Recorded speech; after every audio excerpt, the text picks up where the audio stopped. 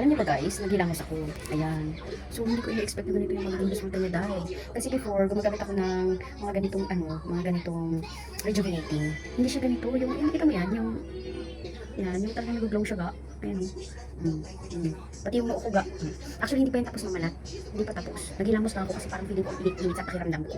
So ayan, naghilamos ako, nag-half bath ako. So ayan, makikita niyo na hindi pa talaga siya tapos mabakbak. Ayan o. Ayan. So ito pala yung pinapakita niya, yung part na balatan. So, tignan niyo naman, yung difference. Tignan niyo yung dry skin sa, eto na siya, sa isa totoong skin. Ayan. So, ayan. So, like every morning, hindi na ako naglalagay ng toner kasi okay na siya eh. Bali, ang nilalagay ko na lang is yung tawag nito, itong nagbalat-balat pa yung kay aking ilong banda. Pero hindi ko yan siya pinipilit balatan ha. Yung mga lang, yung mga maangat lang, yun lang yung tinatanggal ko. Pero yung which is yung katulad ng ganito is babakbakin ko, hindi. Huwag yung gagawin ni mami kasi na-try ko na rin yan siya once. Ang nangyari, na-irritate siya, na-irritate yung skin, nagkaroon ng sugat. Yun yung dahilan kung bakit nagkakasugat yung ating mukha, yung balat ng mukha natin kapag nagre-rejuvenating tayo. So ngayon, ginawa ko is, hinayaan ko lang siyang mamalat. Tapos, ayan, so hi guys, baka hindi kayo maniwala. So ito yung gamit ko. Ayan, so ito na lang ang meron ako ngayon.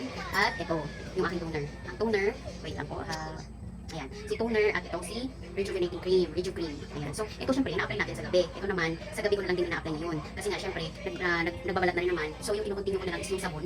Ayan, yung sabon, every morning yung sabon na lang para hindi siya ganun kayo na-irritate, diba? Kasi syempre sa morning, medyo mainit yung panahon. So ito, ginagamit ko ito kasi medyo, ito talaga yung nagbabakbak para sa akin sa ano ko lang, sa pakiramdam ko lang, di ba? So mainit ito sa pakiramdam. So every evening ko lang ito gamitin at saka ito. So dahil napakbak na rin naman yung ibang parte ng aking mukha. Ayan, so ito sa parte na to ganun din. Napakbak na rin yung parte na yan.